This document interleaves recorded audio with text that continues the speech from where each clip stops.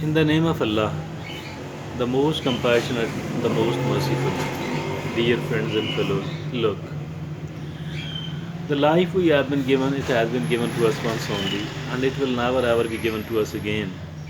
So, if this be the case, I think we must be very careful about our lives, and we must not be wasting it here and there at all.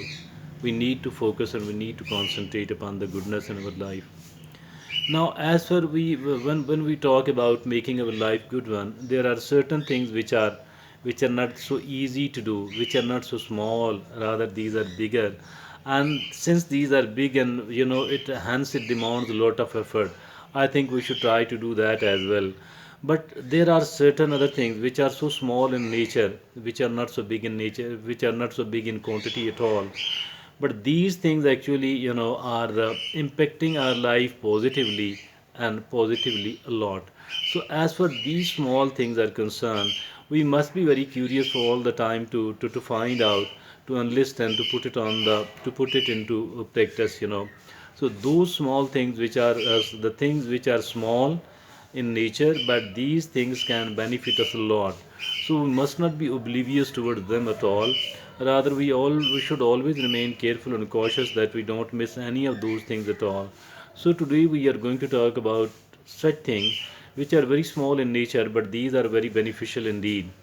And for that purpose, we have chosen a very beautiful article on the subject as well. The article of today has been authored by Kiran Athar. Kiran Athar is a known researcher and an author. She writes on a similar subject, and she writes very well indeed. And the caption of the article is 10 little things, 10 little things that can make big difference in your life. 10 little things that can make big difference in your life. So these are the 10 little things, but these can make us succeed. These can make our life much better. And let's try to find out what are those 10 things, and let's try to make them as our permanent routine. First of all, she says getting enough sleep. Getting enough sleep. Sleep, it is very, very important. The most relaxing habit, the most relaxing, item ever. So we need to complete our sleep. We need to get enough sleep, because it helps us a lot in remaining healthy on the one hand, and on the other hand, it keeps us fresh. Our mind and body works best when it gets proper sleep. So getting enough sleep, it should be one of the priorities. And the number two item she says is getting out into the nature. Enjoy the nature. Enjoy the nature, obviously, for some of the time. We can't do it for all the time, but spending a little bit of the time in the nature on a daily basis, because it is nature which actually provides us with the wisdom. So it is the nature which relaxes us a lot. We can get better relaxed if at all we are in the nature. So I think that we need to come out of our usual life, and we should try to enjoy the nature at least for some of the time on a regular basis. Number three thing which she says is it is exercising. Get good exercise. Either it is a brisk walking, a normal walking, or it is any sort of other exercise. But exercising one way or the other, whatever suits you, I think it must be part of our routine.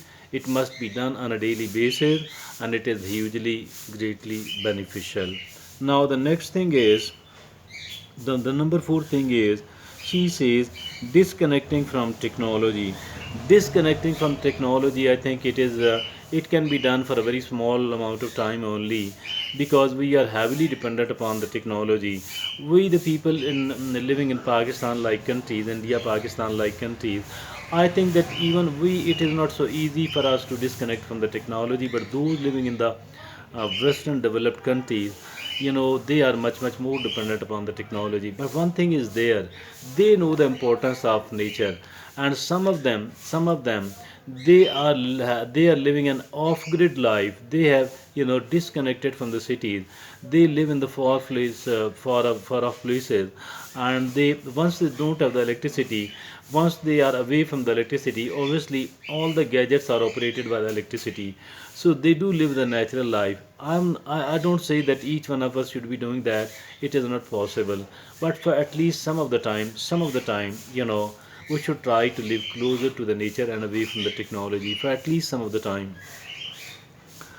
And number five, she says, making time for yourself. Making time for yours, taking care of yourself. If we don't take care of ourselves, who will take care of ourselves? And that is making time for ourselves, for yourself. We need to spare a bit of the time, and we need to do whatever we like to do during that time, so that our spirits are nourished, our spirituality, you know that is really good. Making time for yourself, spare a bit of your time. I'm not saying that we should not be performing the rest of the things properly, and we should be depriving others of their rights. Not at all, not at all. But we need to take care of ourselves by making time for ourselves.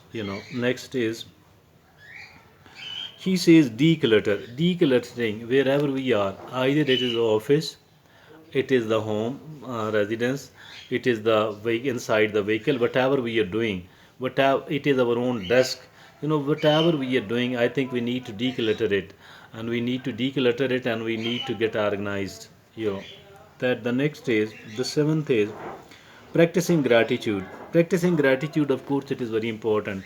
Today, the people are full of criticism, they're full of complaints.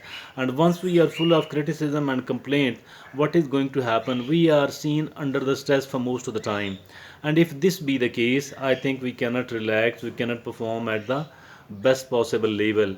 We need to get rid of all the criticism. We need to get rid of all the complaints, and we need to practice the gratitude. Although sometime realizing another person that this is your this is these are the boundaries that you don't have to cross, that is also important. But practicing gratitude for whatever we do have, for whatever we do have. There are many of things which we do have. I think we must be grateful for that. And if at all we don't have one or the other thing, I think it can be overlooked, and it will be achieved later on in the life as well, as nobody is complete here in this world. So we need to understand that whatever we have been given and gifted with by Allah subhanahu wa ta'ala, we must be grateful for that. That is practicing gratitude. Number 8, he says, practicing mindful meditation. Meditation, that's very important, because it relaxes our mind where other things cannot. That is, trying to keep our mind empty for some of the time, for half an hour or whatever the time, for 20 minutes, for 15 minutes, for 10 minutes, trying to keep our mind empty, although it doesn't become empty at all. But we need to do not allow anything to dwell in the mind for long period of time. Do not dwell, do not allow your mind to dwell upon something else for a long period of time. Rather, try to take it out as soon as it does come. For some of the time, for 10 minutes, for 15 minutes, focusing upon a certain point, sitting, relaxing in a relaxed posture. So that is really important. Practice mindful meditation. And then the next is, organizing your day beforehand. You know, every evening plan for the next day, whatever you are going to do, whatever we people are going to do on the next day. And if at all we have planned the next day, what is going to happen, once we will be sleeping, our subconscious mind will be working upon that, how to do it in a better way. That will be the task of our subconscious mind. And once we start, when we start the day, and we will be able to manage and handle the things in a better manner. So that is number 9. Number 10, she says, learning to say no. That is very important indeed. Because set boundaries, don't allow anyone else to cross those boundaries. We cannot say yes to everything else which is demanded of us. We cannot say yes to everything else which is demanded of us.